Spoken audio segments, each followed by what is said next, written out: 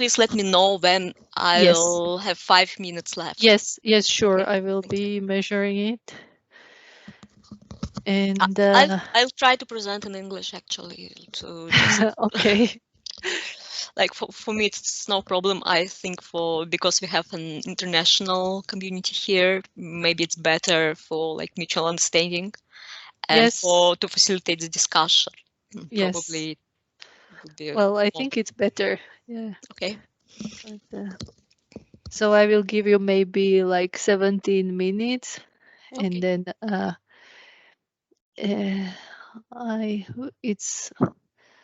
Henry is here. Okay. I'm still looking if we have the third presenter. But I don't see him. Well, hopefully he will come. But at the moment we don't have Mikhail Surkov, or do we? Maybe I just don't see properly. I tried to ask him. Okay. Well, I think he received the email before everybody received email that to remember this session, but okay. But anyway, I think it is better that we start because then we will run out of time. So this is the section called, okay, Финансовые рынки. Somebody is saying.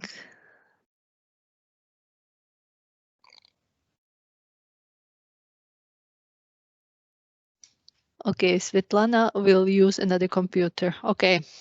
Anyway, I think now it's time to start this session. So welcome everybody. And we have 4 papers and we don't have too much time. So let's try to be on time and have about like 15-17 minutes per presentation, and then we will have few minutes for the discussion of each paper. So the first paper will be presented by Anna Purova, and it's a joint work with many co-authors from the Bank of Russia. So Anna, the floor is yours. Okay, thank you very much. So I'll present this joint work with my co-authors. Actually, it's a part of a big project which contains several parts, and the related part will be presented during the next paper by Svetlana Popova, which have some relationship to the concept presented here. Well, the disclaimer implies that the views expressed in this presentation are solely those of authors and not necessarily reflect the position of the Bank of Russia. I'll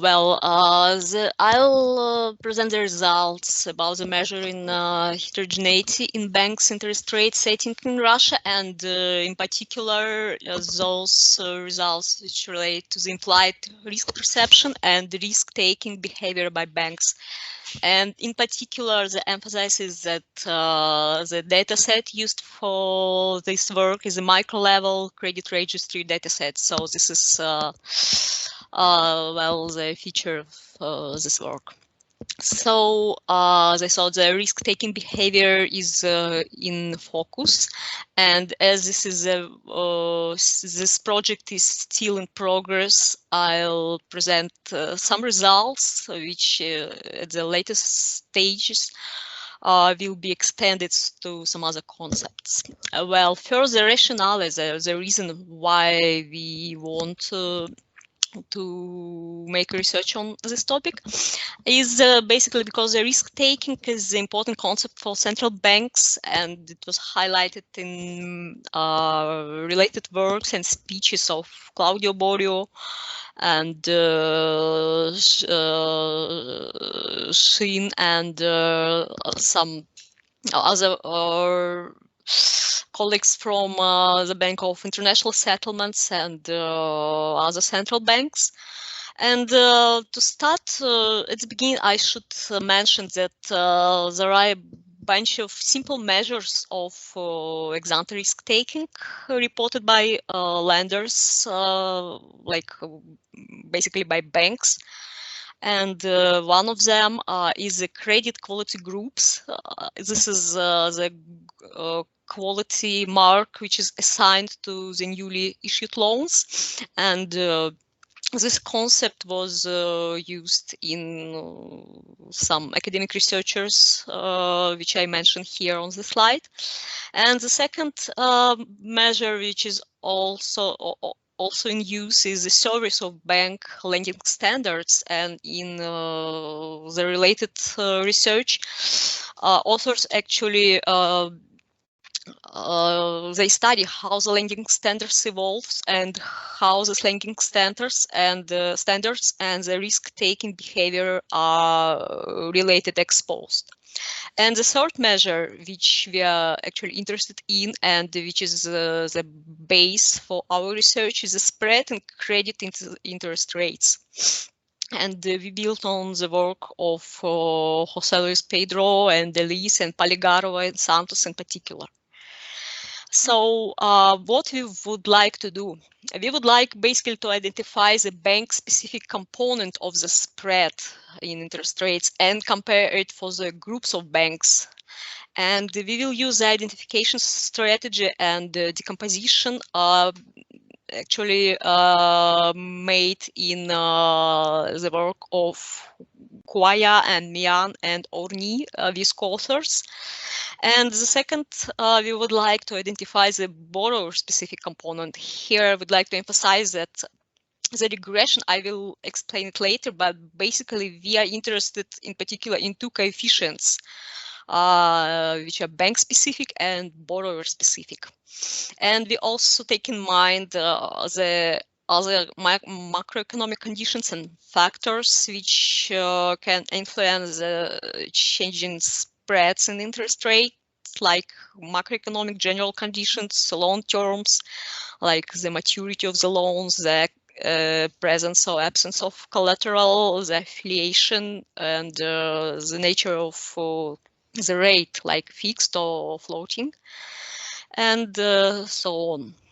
Oh, sorry. Well, our contribution for this research is that we estimate this time bank-specific component for the spread for Russian banks. As far as we know, this is the first research on this topic for Russia. And the second, we compare thus identified risk perception for groups of banks. And here the two main lines of thinking are in use. And the first one is the way of thinking. For example, if lender charges lower spread, does he or she has lower risk perception? It means takes more risk. Or otherwise, if lender charges lower spread, he actually takes on less credit risk comparing to other banks who charges larger spread. And this could be checked using ex-post default rates. And our third contribution is that we estimate time borrower specific component, and we use the micro level data, and we first show the results on aggregate level and then on disaggregate level, disaggregated at industry, to show the fragmentation across the borrowers as well. And all this is done using micro-level database credit registry, and this is also the first exercise of like this for Russian banking sector. Well, identification strategy that we use, well, basically this is a definition. Following the identification strategy already used in the literature, in particular Jimenez and Mian, we stick to the definition as follows. For example, the lender's relative risk perception, in other words, banks risk-taking, is a component of spread in loan rates. For loans issued to a borrower in a particular time period, for us it's a quarter, relative to the benchmark rate, and we define the benchmark rate as a rate at which some bank issue loans to some benchmark borrower. We do not disclose the names, but we use the bank which issue loans to that borrower every quarter. And the time span is 16 quarters from the first quarter of 2017 to the fourth quarter of 2020. And we control the loan characteristics such as maturity, the nature of rate, and the collateral affiliation, and so on. And we rely on the this measuring financial fragmentation paper of Orny and co-authors. And this is actually the demonstration of what we have in mind when we use the dummy regression technique to decompose this interest rate spread into the macro component, into the loan-specific component, firm-specific, and component and bank-specific component, which is, in other words, defined as the risk perception. We use, for example, in every quarter, we have a number of banks who issue loans to different borrowers. And we use only those borrowers who borrow at this quarter from different banks. Here more well, clearly it shown on this slide. And on this table, you see that we using micro-level database, we identify the number of relations of each borrower from each banks. And we use only these numbers. Thus, we have 1.2 million observations of borrowers who have multiple banks relationship in each quarter from 2017 to 2020. Then, okay, so this is basically the regression technique which we use. We define the spread as a difference in loan rates, how it's differ from the rate at which benchmark bank issue loans to benchmark borrower. And then we identify the spread for each new issued loan, and then we decompose the spread into the borrower specific component, lender specific component, and control for the loans characteristics, and for the quarter. Thus, we are interested in the coefficients beta 3 and beta 2, which are time-varying borrower-related or bank-related components for a particular bank or for a particular borrower. So this is the visualization of our benchmark rate. So the blue line is the benchmark rate which we use to calculate the spreads, and here we just demonstrate how it's related to the policy rate and to the 10-year government bonds, because we had some periods where the benchmark rate were lower than the policy rate, but during those periods in 2017 it was still higher than the government bond rates. And this gray, this left hand graph is just a demonstration of the median spread for our sample for all the 4 years. So this is the first finding. Here I'll show you the results for different identify components, and here we see that the beta 3 component, which is the lender related component, in other words, the component which measures the risk perception by bank, it has the more how to say the most wide outcomes. The beta 2 component. You have 5 minutes now. Okay, thank you. The beta 2 component has a more narrow results, and other controls and constants are not significantly important here. And on this slide, so I will present you the results for the groups of banks. Here we see that the fragmentation concept actually takes place for groups of banks. For example, in 2017, here we had, for the banks with foreign capital, it was statistically different from zero, and during the fourth quarter of 17, and during the pandemic, third and fourth quarter of 2020, we had the wider range of this identified beta 3 for those groups of banks, and also for the state-owned banks here starting second quarter of 2020, also the fragmentation increased, but mainly on the minus side, and well, it could be related to the programs to support some loans to some exposed industries. And so here basically is a summary what I just had said. And here the results for companies, I mean for entities who was borrowing from the several banks in each quarter. At the aggregate level, we do not see much fragmentation, but when it comes to the industry level, we see that some industries are statistically significant, different from others. And when we disaggregate it further and try to analyze it more at granular level, we see that for utilities industry, we see the bigger fragmentation during the pandemic.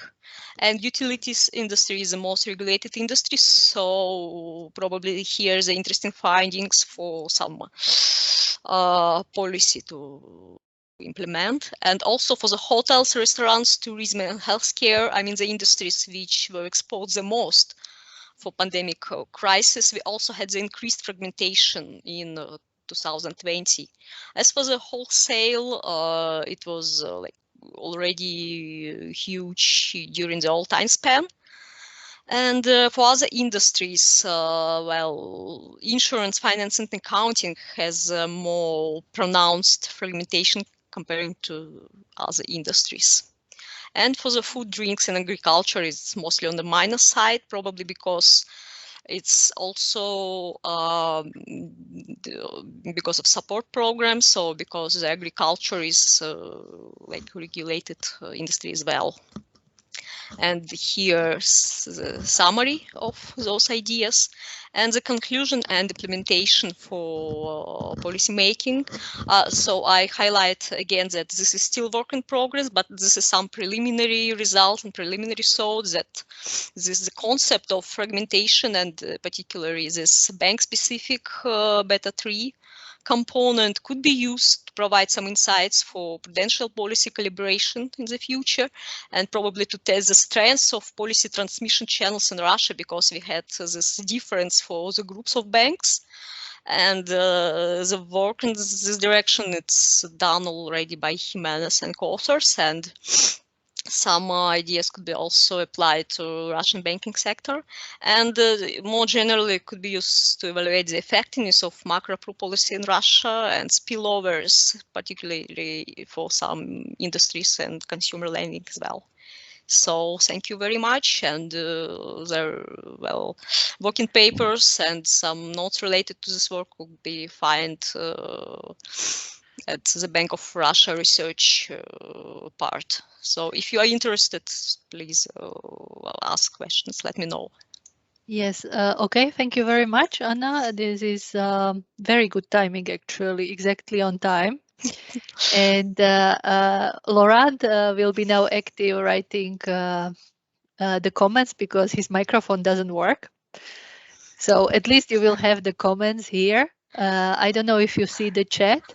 I'll try now. I do not see the chat, but now maybe I'll try to switch. And so I can read. Well, we both, me and Laurent, we like your data set, of course. And Laurent is now asking, what about the implications? Higher spread means higher risk perception. As he mentioned in the comment before, other variables can influence spread and risk perception. But also, why do we see differences in risk perception? well, this is very. And here is the yeah. continuation is also. Do you investigate the determinants of risk perception or the determinants of spread? Well, actually, as I mentioned, the hypothesis that the lower spread means lower risk perception. It's not the only one. It could happen that the lower spread means higher risk taking, and it could be checked using the exposed default rates, for example.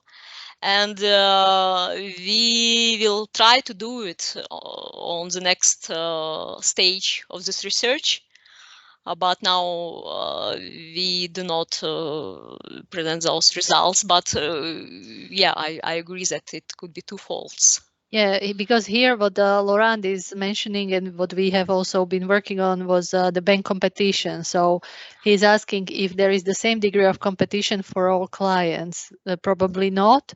So if not, this explains the differences in spread and not exactly differences in risk perception. Competition for clients, you mean? Okay, or the bank competition, yeah, in general. Well, I think basically there should not be a statistically significant difference in this bank-related component of the spread. For example, if there is a competition in the sector, and what we try to analyze is this identified in some quarters, this significant spread. We actually emphasize not the degree of whether it's higher or lower. We want to analyze how wide this difference is between the highest and the lowest charged premium. Because firstly, our focus was on fragmentation, not particularly on the difference between one bank or another bank. We wanted to measure how different this behavior within a homogeneous group of banks is. So I think it's a little bit maybe a side question of competition. Well, but you don't have homogeneous banks. Yes, that's why we tried to present it in groups of banks, for example, like top 30 banks, state-owned banks, and banks with foreign capital. Of course, it's not totally homogeneous, but at some degree of, I mean, probably comparable, more or less. Maybe there are too many things that you want to, this is the problem with this kind of rich data, that you want to investigate too many things at the same time. So this is what happens then. I think there are too many questions then arising. Yeah, because also here you had the, for example, you had the different pictures for the industry. Yes. But I think what would be interesting to see is the by industry, but within the industry to have separately state-owned and private-owned companies. Yeah, you're right. It's because also that would be not just the banks, but I mean the companies that are getting the credit. Yes, it's interesting question, but basically we assume because we only deal with banks with companies that borrow from different banks. Those companies should absorb those how to say risk evaluation. Yeah, understand. So, but this is, and also we control for affiliation, for the presence or absence of affiliation, collateral, and the type of maturity and type of rates. Well, but the question of, for example, relationship lending, it's still in place. At some stage, we would like to investigate it as well. Yeah, I think there are many questions, but I think we have to move to the second paper now because Okay, we already so, used the time. Thank you very much, Anna. thank you. Now, Can I just add that, yeah. Lauren, thank you very much for your questions. And I can see a lot of very interesting comments. And probably if I will ask you maybe by mail or. Yeah, I'm pretty sure he would be happy. Yeah, you can Me copy too. it from the chat, so Okay, you can thank you. you can continue the discussion. Feel free. Yeah. Thank you very much. Okay. Now we see Laurent as well. Very good. So we have to move to the second paper that should be presented by Svetlana. So hello. Hello. I hope you can hear me now. We can, yes, Yeah. but we don't see your slides yet. So yes. please start sharing. Can you see it? Yes. Okay. Okay, so let's so now the floor is yours and you again have about 16 minutes.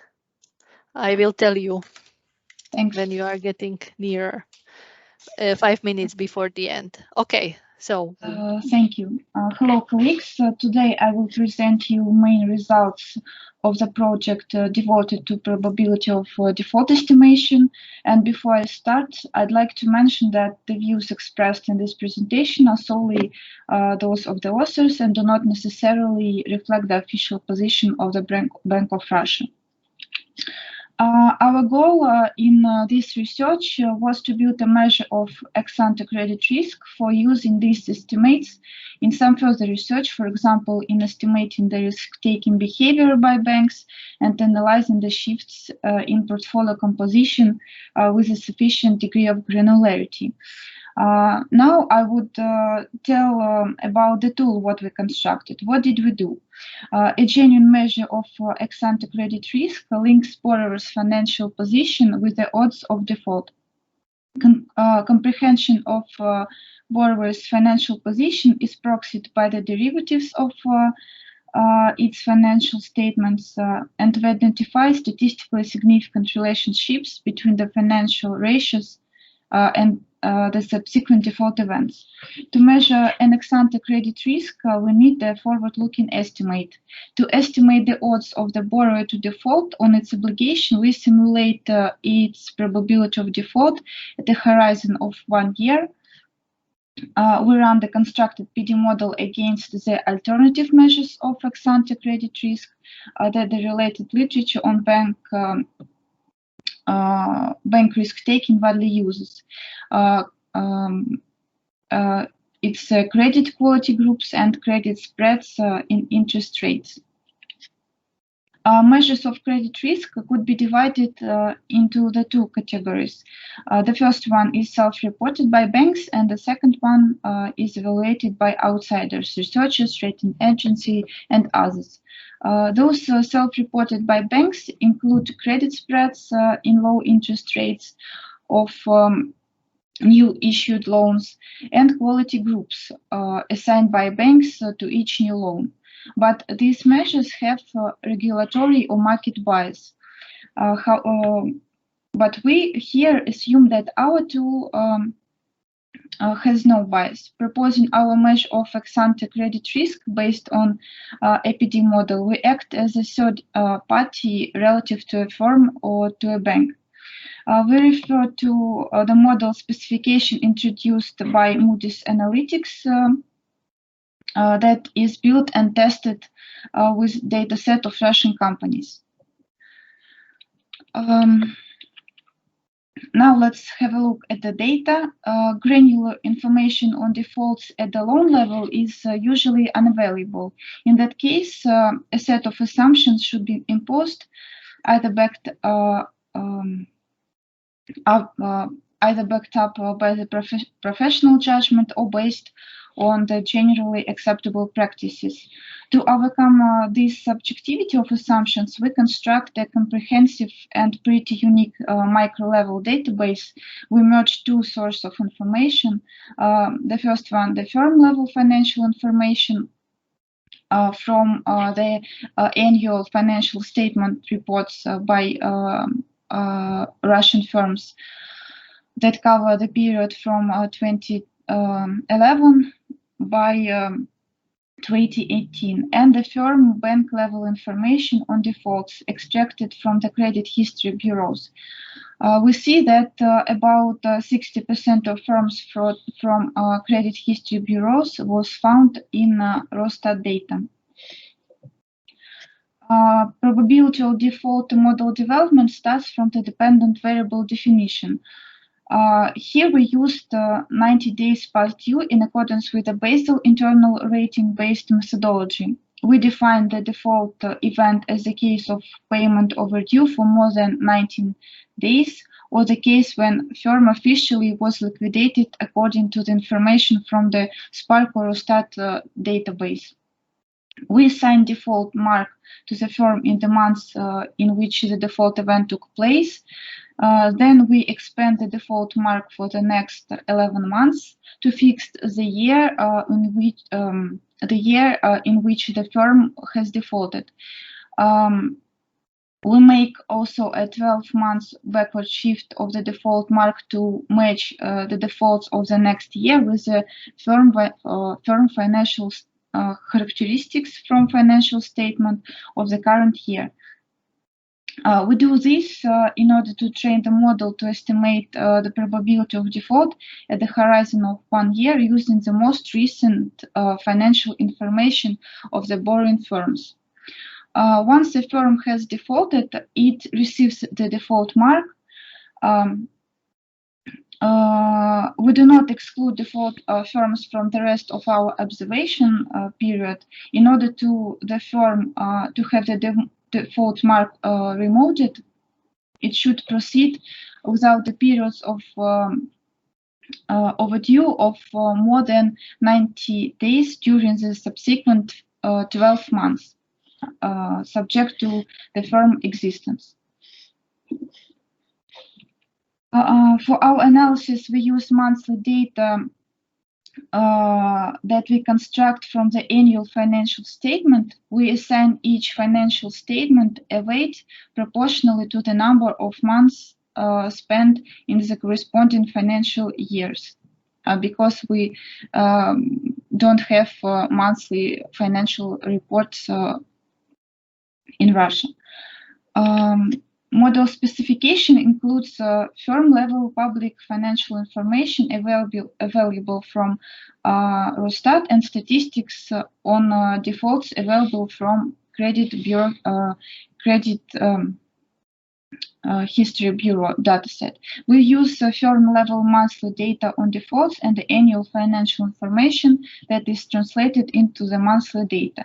Initially, we have about 16 million observations. Then we mark firms with defaults. Then we incorporate information about firm official liquidation status and mark these firms. Then we expand these marks to 11 months, then made 12 months backward shifts, then we excluded outliers, and finally we have 12 million observation that includes 610,000 default marks. On this slide, we can see the actual default rate at economy level. We calculate the default rate with monthly frequency as a ratio of the number of firms that have defaulted in the subsequent 12 months, starting from the month of observation to the overall number of firms observed in that period. To address the heterogeneity in the operating and financial conditions, we classify borrowing firms into the 9 aggregate industries. The number of observations within each industry is presented on the slide. Also, to address the heterogeneity in the borrowing conditions, we classify the firms into the high leverage and low leverage group of firms based on the median value of leverage level for all observations. The same procedure is done in the paper by Bank of Japan. Here we calculate leverage is as a sum of long-term debt and short-term debt normalized by the total assets. On this graph, we can see that the default rate for different groups of firms according to their leverage level. This graph demonstrates the difference in levels and also in dynamics between these two groups, high and low leverage. This fact gives us the idea to include heterogeneity across groups in our model. We see the same situation when we construct default rate on industry level, so we include industry dummies also. Initial list of independent variables corresponds, as I already said, to the PD models by Moody's risk calc methodology. The list consists of balance sheet and income statement elements, as well as of their derivatives as financial ratios. We calculate financial ratios based on the information available from the financial statement and annual reports for the time period from 2011 from 2018. The selected ratios characterized firm performance in the dimension of activity, solvency, growth, leverage, liquidity, and profitability. Having both dependent and independent variables at hand, we undertake a single factor analysis. Firstly, we tested the discriminatory power of our variables of interest. This includes estimating pairwise correlation and its statistical significance between the default indicator and the independent variables of interest. We see that suggested variables are significant and have the expected sign. Secondly, we did visual analysis via scatter plot of the independent variable against the dependent one or against the default rate. The same is done also in the paper by Bank of Japan. For detailed visual representation of relationship between the default rate and independent variables at industry level for different leverage group, refer to the paper because this research is already done and paper was published on the Bank of Russia site. To evaluate PD, we use probability of default model. We use one of the conventional binary choice model types, the probit model. Y is the dependent variable. It reflects the default occurrence. It equals 1 when default occurs and 0 or otherwise. X is a vector of independent variables. We estimated it via maximum likelihood procedure. We tend to feed data in a way that the error is independently identically distributed. We estimate 3 models. The simple one that includes standard set of variables that I discussed earlier. Second one includes the set of independent variables and industry and high or low leverage dummies. And the third model includes all variables that discussed earlier: industry dummies, high or low leverage dummies, and triple interaction terms. When the model is fed to the data, we may obtain the prediction of the default probability. It's floating variable such that the probability of defaults is from 0 to 1. We train the model on 80% of the data set and test the model on 20% of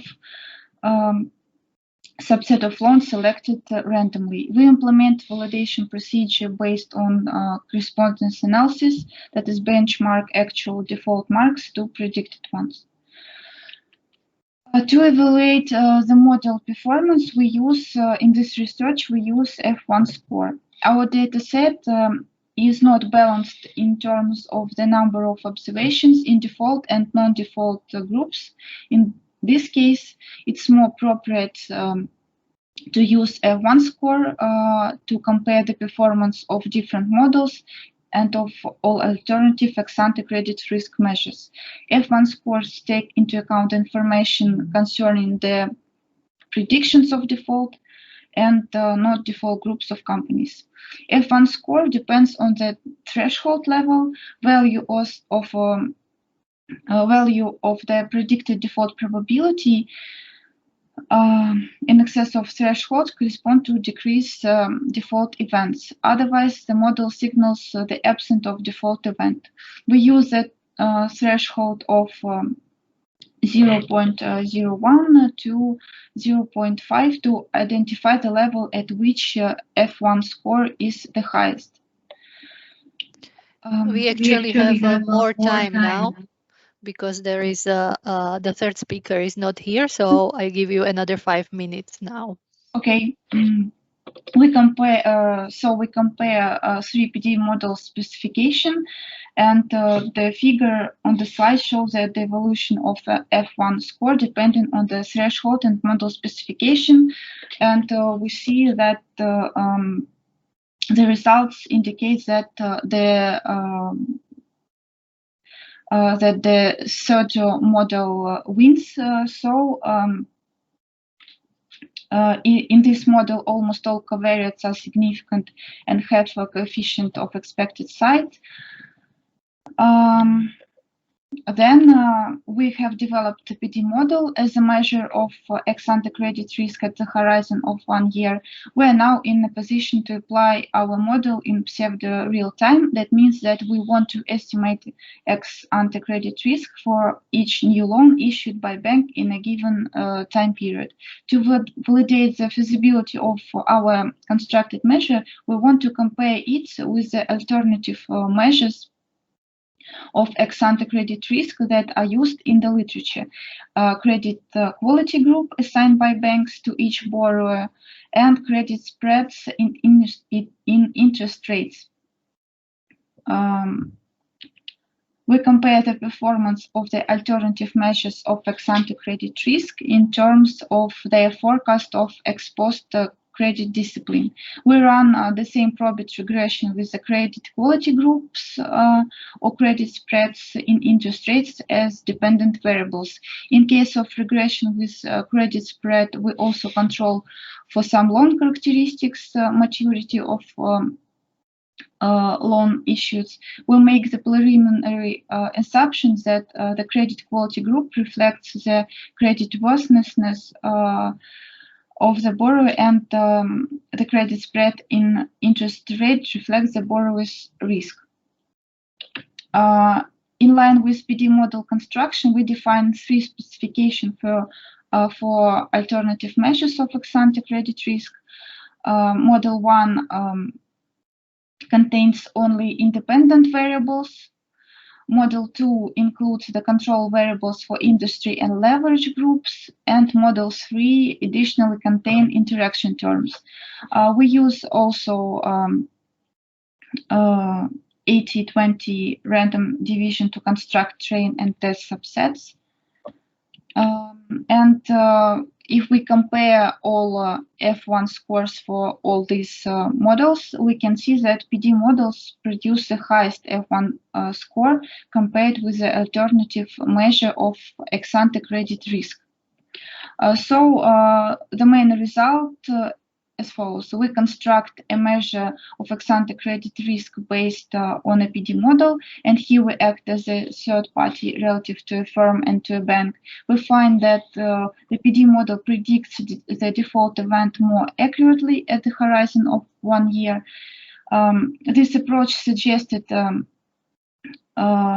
in this research is practically feasible and pretty easy to implement. The simplicity of this method that we used in estimation allows us to quickly get the result without excess computing powers. And we conclude that the developed measure of ex-ante credit risk could be used in in some applied research as a tool of measuring ex-ante credit risk based on micro-level data from credit registry or credit bureau of history. So that's all. Okay, thank you very much. So in the meantime, we found out that the third presenter will not present today. That's why you got a little bit of additional time. And now we can open the floor for the discussion. We speak English, но вы можете тоже на русском языке спросить, если хотите. So not to discourage anybody, you can ask question in any of those two languages. And Laurent is writing that it's an interesting paper, but the research question is not so clear. You should also provide more the implications so that we clearly understand the importance of it. Actually, I have to say that I had the same feeling that this seems to be a nice model, but then the implications and then also like in the policy work, maybe how it can be used would be nice to understand. So to motivate your work better, maybe. Thank you for your comments. Yes, actually, this paper was born as a technical annex from the bigger research project, as Anna said before. So we're going to use this model in some further research. So yeah, we should provide more implications. It depends, like what you, if you want to have a, like to publish it as some research paper, then maybe you need really to do that. So do we have any questions, or does Henry want to say anything as a co-author? Zuzana, thank you very Okay. much. Do you hear me? Yes. Sorry for not answering to your first words. The mic wasn't well working, so It's okay. glad to see you also. So my general comment, and maybe to provoke some discussion if we have some minutes for this, we had a dilemma. The dilemma was to either take on board some existing paper and take the PD model from it, or to reconstruct a simple PD model but by ourselves. So in the choice, we decided to move with our own model, not too sophisticated, not to have like the network with deep learning with dozens of sublayers, etc. So, but to have quite a transparent one that could fit into the first paper. So that's sort of the response to Laurent on the implication. So the implication is exactly the paper one that was presented by Anna, but the issue for discussion are the pros and cons for either redeveloping something by ourselves or embarking on some existing one, like the papers by Professor Karminsky. He has models on banks, enterprises, retail loans. So that's the question. Thank you. Okay, thank you very much for the clarification. Now we can see it better how they fit together, these two papers. Well, I think it's difficult to like this kind of choices. Maybe you, I don't know, depending also maybe how much time you have available. Obviously, you had time because you had you developed your own model. So in that sense, maybe this fits better the data than maybe some other model that exists. But of course, you never know. So just, Zuzana, would you allow to add a comment? Sure. So agreed, exactly. That was the rationale from one side, and also, you know, we wanted to be confident in the model. And actually, what Svetlana has greatly presented, the key advantage of the paper, to our knowledge, no one dealt with the Russian enterprise data combined with the 90 days past due delinquency. So conventionally, when you took annual reporting, you can mark the year of the default, or the bankruptcy, or the disappearance of a firm. Currently, we had this unique data. That's why we had like the rebalancing for the direction to have our own PD model. That's the idea. So just. Yeah, I think this is actually very useful if because you have now this data and you will be working with this data even later with some in some other projects. So this way you kind of got acquainted with the data much better when you were building the model. So in this sense, it's a good investment, I think, for the future. So maybe. Thank you. I would say this, and I don't know if anybody else has any more comments or questions.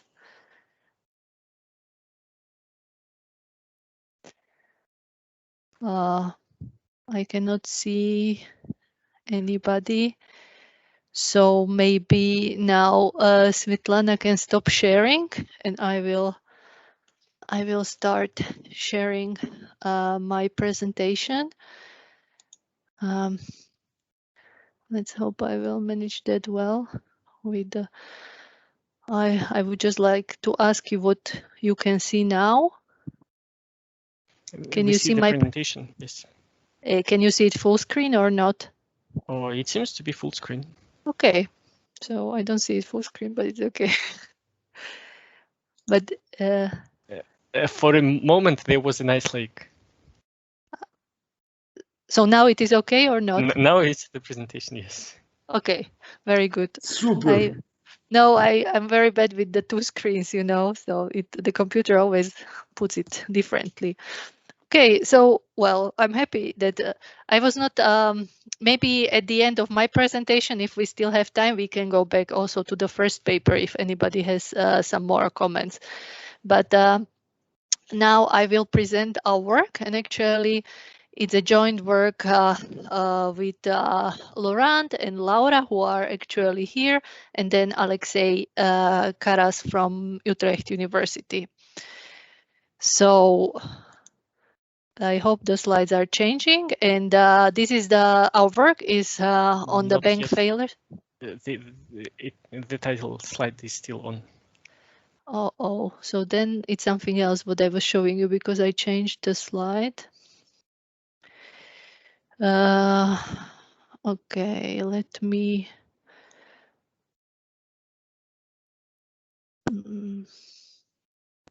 I think I have to undo it and try to share again.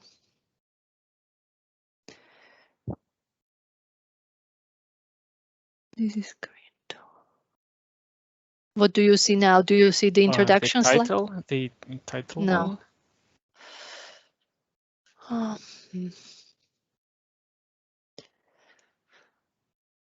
one? Just the desktop? Yes. The title one?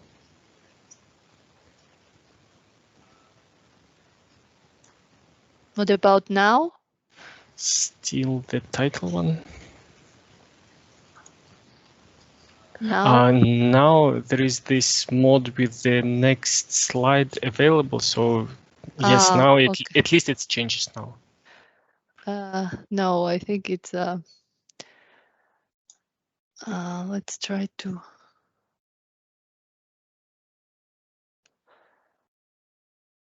Zuzana. Does it now show? Because we tried and it was okay. So do you see which slide now? Currently the desktop. Okay. Zuzana, try to push firstly your presentation in table and only next connected with MS Teams. Well, I have my presentation here. What I can do. Andrei, have you opportunity to help No. Zuzana? No, it's okay. I will. We will find it out. Don't worry. What about now? What can you see? Now it's PowerPoint. Even Yes. in this mode, you can switch the slides. So maybe to leave it as is. Is it? What is it now? The title, if you try to change, maybe it will switch. Yes, now it switches well. Okay, now it switches. Okay, very good. So now we can start. Very good. I don't see you now, but it's okay. I'm not going to bother with this because it might happen. Something might happen. Okay, so this is joint work on bank failures in Russia and possible connection to the political cycles. So we started our kind of thinking about this research from the literature on the interplay between banks and politics, and this literature is developed. There are papers on this topic, and maybe one of the most famous one is the paper by Dinch 2005, where he is showing that the state-owned banks increase lending in election years relatively more in comparison to private banks. So elections are very important, and it's not only this paper from 2005, but we have even more recent papers that are proving that there are electoral cycles even in macroprudential policies, which is the work by Carsten Müller from 2019, where he shows that restricting mortgages and consumer credit during the credit booms is less likely before elections. So this is very interesting literature on the interplay between banks and politics. But then when we think more about the bank failures, or kind of further about bank failures, when we think about the situation before elections, if there are bank failures, this might be negatively perceived by the voters. So from the perspective of the government or the authorities, they might have incentives to have less bank failures before elections. To be less negatively perceived by the voters. And indeed, there are papers that are showing this for the emerging markets. It's again Dinch and Brown 2005 paper, or this is another one, but there is Dinch as a co-author. And then there is this evidence also for the US. In our research, we are focusing on Russia. And why Russia? Well, for this audience, I don't think I have to explain that there have been very large number of bank failures in the last 2 decades in Russia. And during this time period that we consider from 2002 till 2020, we also had 4 presidential elections. So we have everything to investigate the possible political cycles in the bank failures. And also why this topic is important or interesting in Russia is that the literature shows us or tells us that there is evidence of government intervention in the electoral process in Russia. And there are different channels that have been shown in the literature. So it might be through media control, through electoral fraud, but then also using the state-owned banks and private banks, which we have another paper on the lending before elections, and also Laurent has another paper with Kuhn scores already published. So what do we do in this paper? So what we focus to do is to examine if the probability that the bank fails decreases in the month preceding the presidential elections. And we use very standard methodology to investigate this. We use a logit model where we are explaining the occurrence of bank failure. And to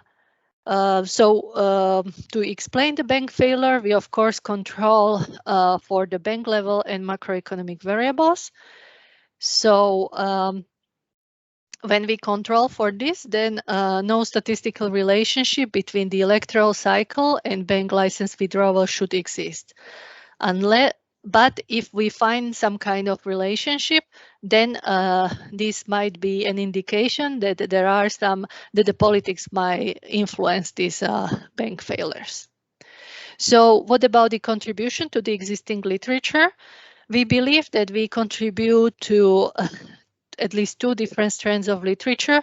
First of all is the literature on the political interference in the banking system, is specifically of the emerging markets. And then more importantly, for the literature on Russian banks and the failures of Russian banks, we believe that our research helps us better understand the dynamics or surrounding bank failures in Russia. So until now, you know that the bank failures were explained by very standard financial indicators, and we are saying that, okay, maybe there is something else that can help us better explain these failures. And I have mentioned that there is already previous literature in this topic, and we believe that our paper has some advantages in comparison to these previous studies. First of all, we have very detailed monthly data on Russian banks and also very detailed data on the bank failures. So this allows us better in the identification than in the case of the other papers that were using yearly or quarterly data. And also what we have, thanks to Central Bank of Russia, which is publishing this information, are the reasons for bank failures. So there are different reasons that might be financial or illegal activities.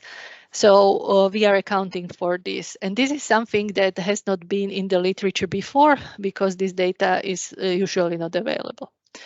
So just to motivate a little bit better, here we provide a picture of the number of bank failures by periods of 3 months for the period that we consider from 2002 till 2020. And then the red lines, here you can see these are the elections. And what you can notice is that before the elections, we usually see a declining trend in the number of bank failures. So this is another motivation for us that maybe something is happening. For the data, I think this audience knows the data. These are the monthly financial statements from the Central Bank of Russia and the data on license withdrawals. And then we have some control variables that are related to the macro environment. And we use the data on industrial production because this can be this is available monthly, which we need. And the final sample that we have is the sample that has almost 200,000 bank month observations for 1,400 banks, and here we have over 700 bank failures. So for the classification of the reasons for bank failure, I have to be clear that for us, bank failure is the license withdrawal by the central bank. And for the classification, we use the classification that our co-author Alexei Karas has done in his article and his previous work. And here I just provide, it's maybe not so visible, different reasons that he found or that were reported by the central bank. And then they help us to distinguish two groups of reasons for bank failure. Either it is financial health related or related to illegal activities. For some banks, as there are both of these reasons mentioned, so we are not able to distinguish, so we use both for those failures. For the methodology, I have already mentioned that we use the logit regression, so the setting is very standard. The dependent variable is the dummy variable called failure, which equals to 1 for the month when the bank license is withdrawn. And then we have the most important variable for us. The explanatory variable is the election dummy. So this dummy equals to 1 for a certain number of months before elections. We consider 4 different specifications based on the definition of this election variable, and it's either 1, 3, 6, or 12 months before the election. And then we have very standard setting. We have the standard bank control variables that are used in the to explain bank failures. So we have bank size, capital ratio, non-performing loans ratio, liquidity ratio, and the profitability. And then we have the macro controls that I have mentioned, and we control for seasonality and so on. So very, very standard setting. Now, the main estimations. Here you can see the 4 different columns. And these columns differ based on the definition of the election variable that is in the first row. So as I have mentioned, we have it defined based on the number of months before elections. So the first column corresponds to 12 months before election, the second for half a year before elections, and then 3 months, the third, and the last column is for 1 month before elections. So these are days that you can see in the top row. And so now what do we see from these results? We can see that our election dummy is always significant and negative. So this means that bank failures are less likely in the months before presidential elections. And when we look at the control variables, that the signs are expected. So really, this confirms our hypothesis that there is something going on before elections. Now, the question is, are all bank failures the same? So when we think about the authorities or the politicians, they may have incentives to constrain the number of bank failures before the elections, because if there are more failures, they are facing more higher political costs, or also if there are more failures, then there is potential reduction of credit supply, meaning not all the voters would have good access to credit, and this might hurt or influence their voting in the elections. So political costs can be generated by not closing banks connected to illegal activities. But when we think about that, when the politicians or the authorities are closing the dishonest banks, from the point of view of the voters, it might be viewed that is maybe not so negative, because this is a signal that the authorities are fighting against corruption and dishonest practices. So therefore, our hypothesis is that the political cycles in license withdrawal can be less visible for the bank failures that are connected to illegal activities, and more visible for the failures related to financial troubles. So let's have a look. Let's check it in the estimations. So first, we only do the same set of estimations as the main estimations for the failures that are that have the reason for the banks that have the reasons for failure, poor financial health. And here you can see the same results as in the main estimations. So bank failures because of the financial health are less likely in the months before the elections. Now, when we look at the bank failures caused by the illegal activities, then we can see that we have 3 out of 4 election dummies significant and negative, but they are less significant than in the main estimations or the estimations for the financial health. So this means that we find some but very limited support for our hypothesis that there are these differences in cost in the failures caused by financial health or illegal activities.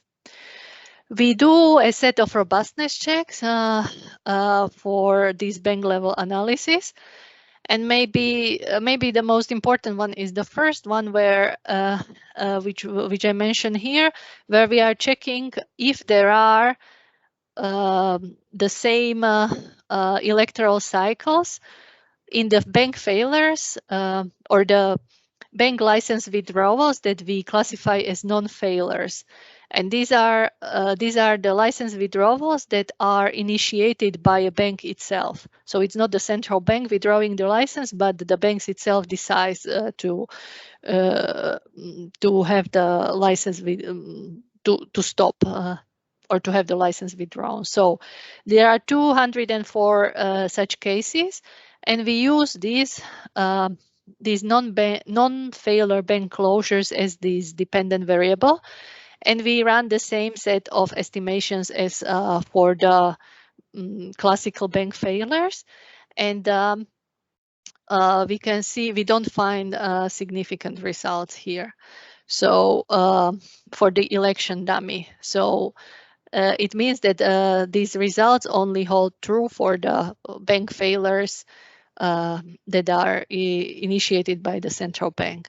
And then we also do another robustness checks where we exclude one election period at a time. So we have, as I have mentioned, we have 4 different presidential elections in our sample.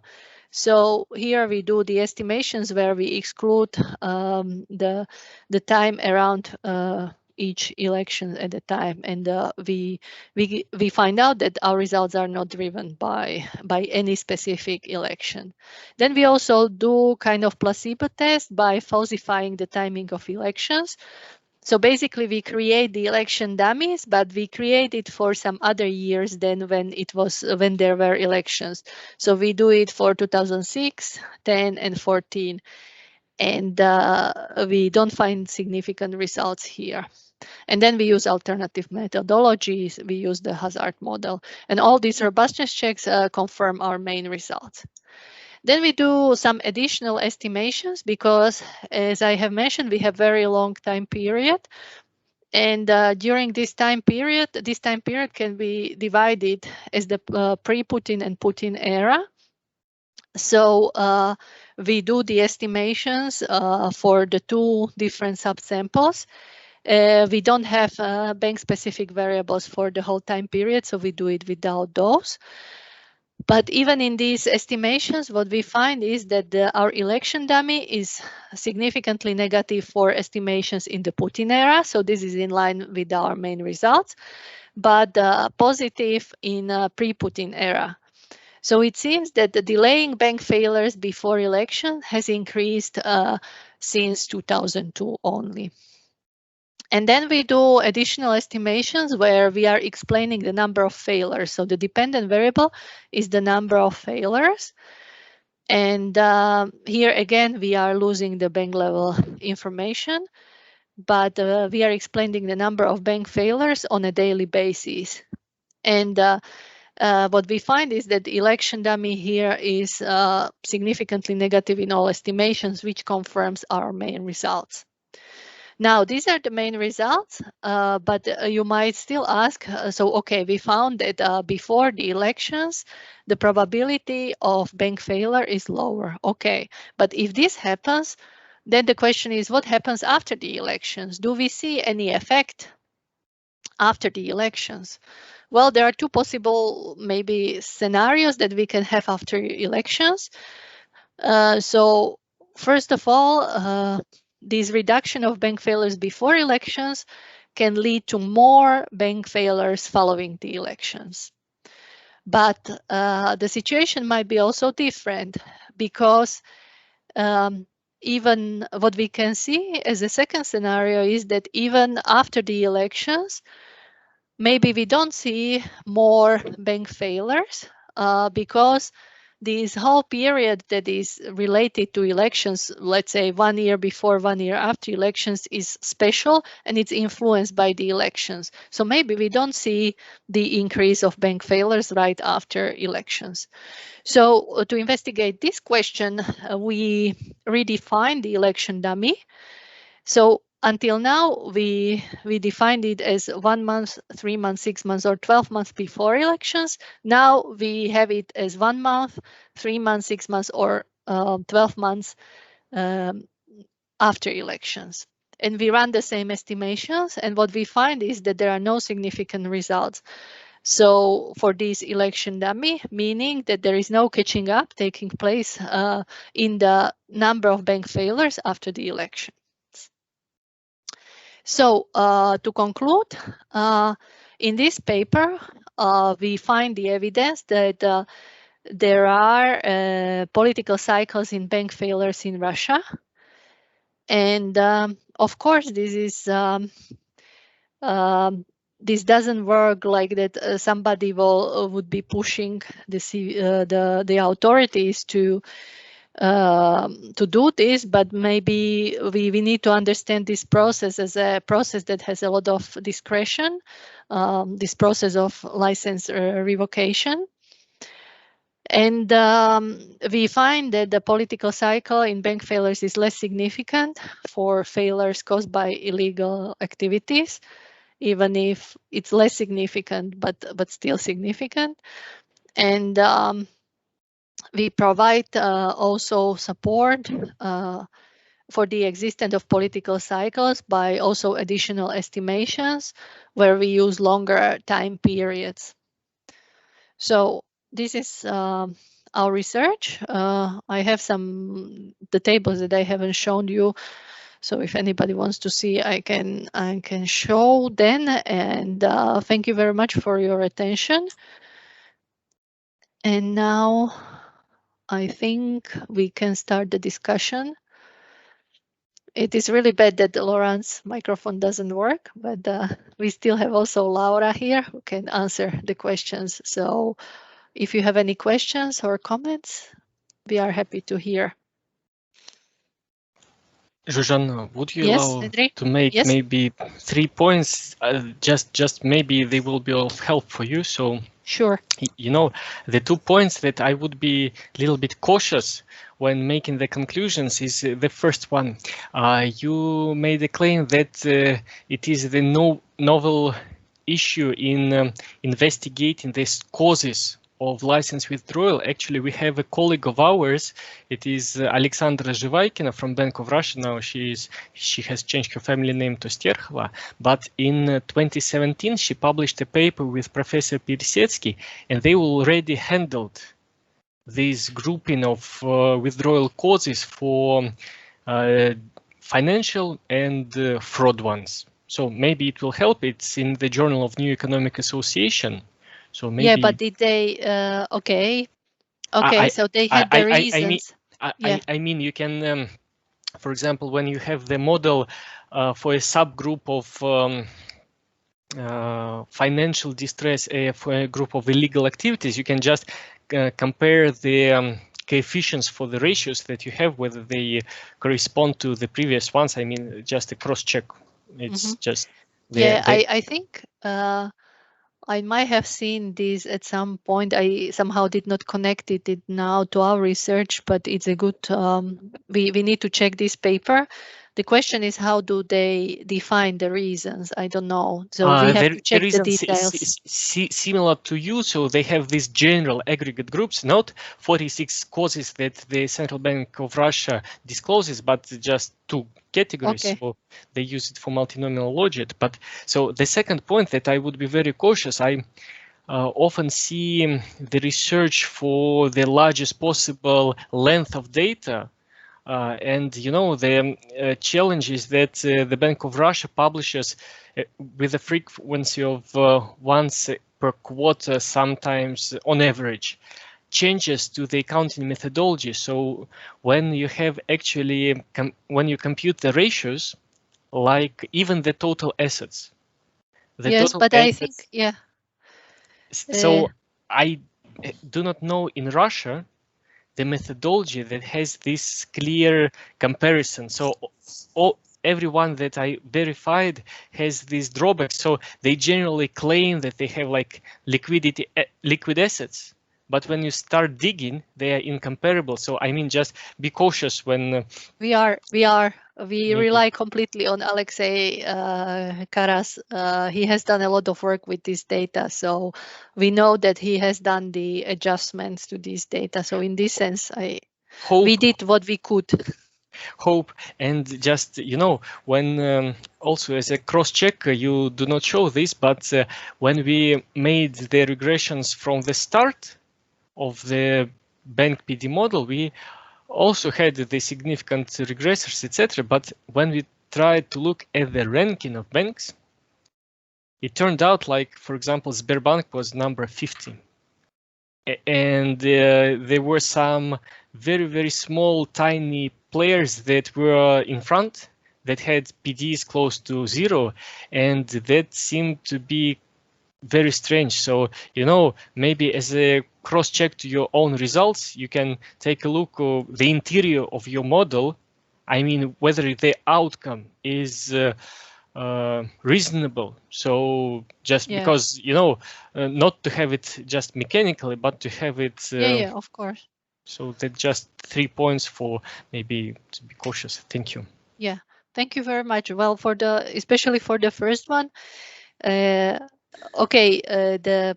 I understand that they have been using these reasons, but maybe what we are contributing, how we interpret our contribution, is that we are bringing these reasons to the literature on bank failures and politics. So in that sense, we are kind of making contribution, we believe. But I understand we have to be careful. We are not the first ones yet, distinguishing different reasons for failures.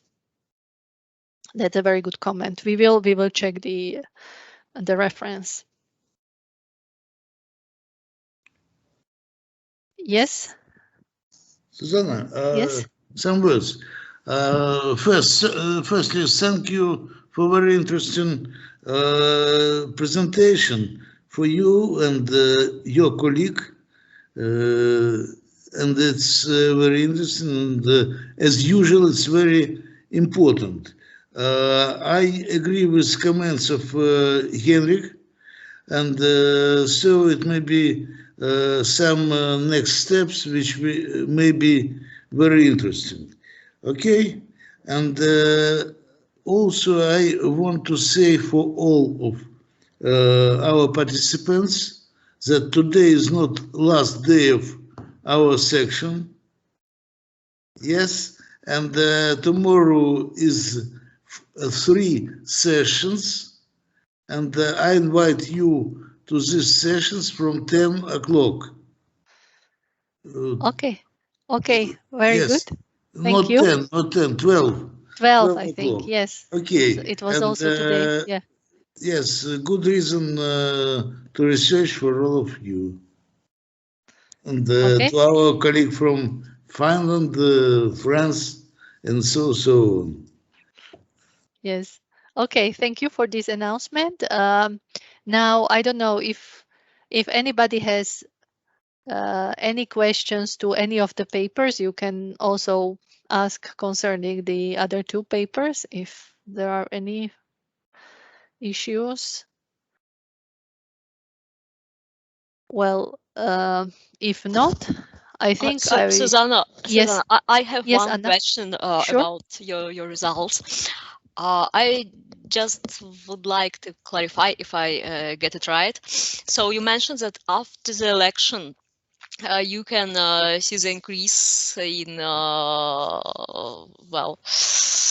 in license withdrawal, and there are some reasons for that. Have you tried to check to connect the reasons why the license was withdrawn with probably some economic reasons that changed after the election, if any?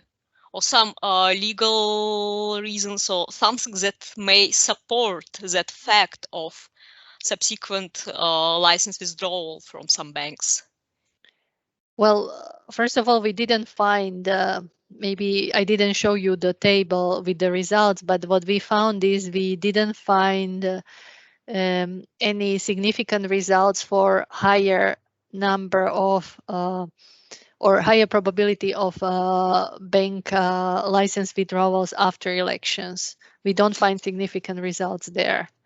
So, and then for the policies, well, of course, there might be many things changing, but we have the time effects there. So at least that way we are controlling. We are within one country. That would, yeah, I don't know. The problem is that when we, if we want to go to kind of into more details and try to run some estimations based on the different reasons for bank failures, like more detail than what we provide, then we are running into problem with the number of estimations. So I'm not sure if we can go deeper, or I don't know if you have any specific policy changes in mind that may be so special. No, I don't actually. I just would like to clarify that point. Yeah. But I understand that there is a trade-off between like the number of observations, like you mentioned, and Yeah. The details. Because if there are some big policy changes, maybe the setting of our estimations might be different then, but I don't know which policy changes would be such that we could use. I don't know if you have any ideas then. Actually, Zsuzsanna, yes. we have a presentation tomorrow. A colleague of ours will deliver it. It's Irina Kozlovtseva on macroprudential measures. And she will speak about our work on these measures. We have a working paper. It has an annex with macroprudential measures dating back to 2015, of course not to 2000 just, but maybe it will somehow help, because to our knowledge it's the richest data set of 60 macroprudential events that were implemented since 2015 to 2020. Maybe it will be of some use for such a change in economic policy. Yeah. Okay, we can definitely check that. I think if it's yeah, the list of macro. Yeah, it's good to know actually that you put it together, this list, I would say. Okay, thank you. I think if there are no other questions, we are actually almost on time, so it was not a problem that we had enough time for discussion, which is very nice.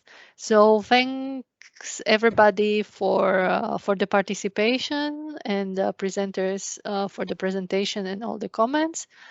And yeah, enjoy the rest of the conference then tomorrow. Thank you. Thank you. Bye-bye. Thank you, Zsuzsanna. Thank you Thank very you. much. Bye.